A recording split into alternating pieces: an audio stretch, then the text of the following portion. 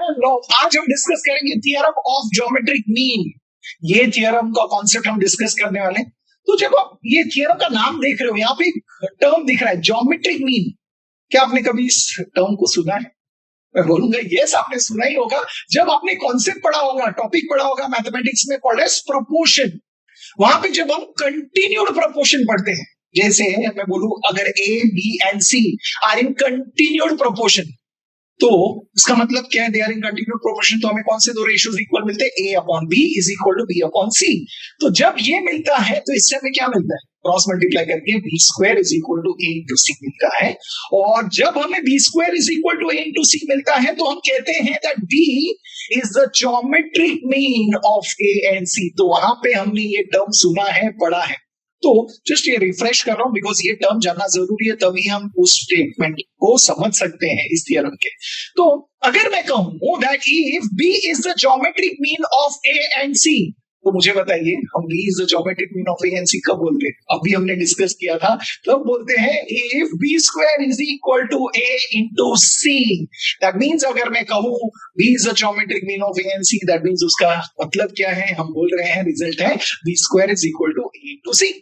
Same way अगर मैं example दूं आपको, कहूं कि z is the geometric mean of x and y, तो रिजल्ट बताइए, रिजल्ट क्या है? z square is equal to x into y।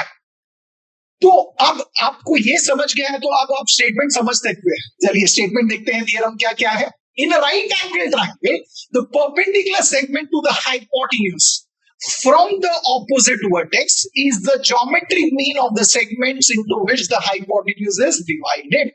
Okay, तो यहाँ पे दिया इन राइट एंगल ट्राइंगल। तो चलिए सबसे पहले हम एक राइट एंगल ट्राइंगल ड्रॉ करते हैं। ये राइट एंगल ट्राइंगल, इसे नाम दे देते हैं ट्राइंगल एबीसी, जहां पे एंगल बी 90 डिग्री है। तो in right angle triangle the perpendicular segment to the hypotenuse. Okay, तो यहाँ पे इस राइट एंगल ट्राइंगल का हाइपोटेन्यूज क्या है? बेशक क्या है? एसी है, because that's the side opposite to 90 degree. The perpendicular segment to the hypotenuse from the opposite vertex. Okay, from the opposite vertex. अब ये जो हाइपोटेन्यूज है, इसका ऑपोजिट वर्टेक्स क्या है? बी।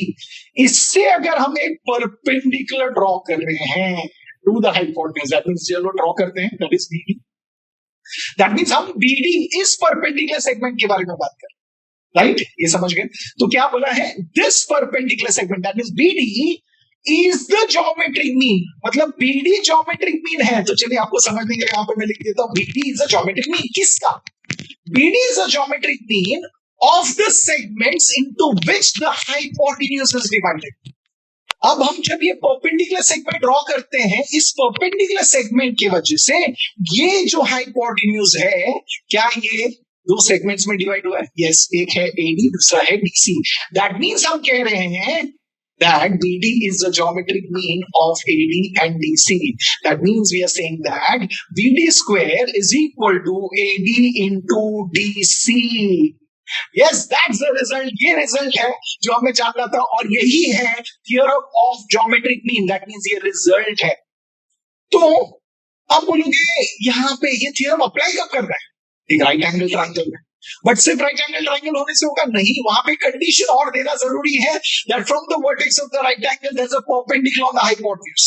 मतलब उस vertex of the right angle से हाइपोटेन्यूज पे अगर परपेंडिकुलर ड्रॉप किया गया है तो हम ये थ्योरम अप्लाई कर सकते हैं। तो ये कंडीशन देना जरूरी है। तो अगर ये कंडीशन दिया है तो हमारा रिजल्ट क्या है? हम बोलते हैं कि जो परपेंडिकुलर सेगमेंट है ये AD और DC का ज्योमेट्रिक मीन है। That means BD square is equal to AD into DC। और जब हम ये लिखेंगे तो यहाँ पे इस ब्रैकेट में लिखेंगे इसके बगल में थियरम ऑफ ज्योमेट्रिक मीन। तो इस थियरम को जब हम अप्लाई करते हैं कोई सब में, तो प्रेजेंटेशन कैसे करते हैं? पहले आप ट्राइंगल का नाम लिखो, फिर लिखोगे उसमें कौन सा एंगल 90 डिग्री। मतलब ये बताना जरूरी है ये राइट एंगल ट्राइंगल। इस राइट एंगल ट्राइंगल में हमारे पास क्या है? BD परपेंडिकुलर हाइपोटेन्यूज AC है, ये कंडीशन दिया है, इसलिए हमें ये रिजल्ट मिला है। और रिजल्ट के बगल में हम लिखेंगे थियरम ऑफ ज्योमेट्रिक मीन। तो अब आप समझ गए इसको कब यूज करना है।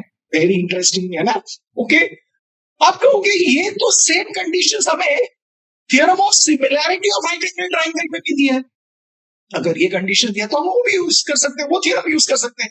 यस, हमें पता है उस थियरम से हमें ये दो छोटे ट्रायंगल और ये बड़ा ट्रायंगल, ये तीनों ट्रायंगल्स एक दूसरे को सिमिलर मिलता है। राइट ना? यस, ये हमने ऑलरेडी थियरम डिस्कस किया है, इसका थियरम का प्रूफ भी किया है। अगर आपने वीडियो नहीं देखा है जरूर देख लेना, उसका लिंक मैं डिस्क्रिप्शन में दे रहा हूं। और एक चीज याद रखना, ये जो थियरम है, ये जो रिजल्ट है, ये उसी थियरम से आए। मतलब अगर इस थियरम को प्रूव करना है तो हमें सिमिलैरिटी इन राइट एंगल ट्रायंगल यूज करना है। तो जो थियरम, ये थियरम को मैंने ऑलरेडी प्रूव भी किया है, उसका भी लिंक मैं आपको डिस्क्रिप्शन में देता हूं, वो आप देख लीजिए। यस, तो आप ये समझ ही गए होंगे तो थियरम ऑफ ज्योमेट्रिक मीन क्या है, कब यूज करना है, कैसे प्रेजेंटेशन लिखना है। तो अगर वीडियो अच्छा लगा है तो वीडियो को लाइक कीजिए, और अगर आप सिमिलैरिटी प्रिपेयर कर रहे हैं तो 1.3 के लिए यहाँ क्लिक करें, 1.4 के लिए यहाँ क्लिक करें। हम मिलेंगे नेक्स्ट वीडियो में, तब तक के लिए keep learning, keep smiling and keep sharing.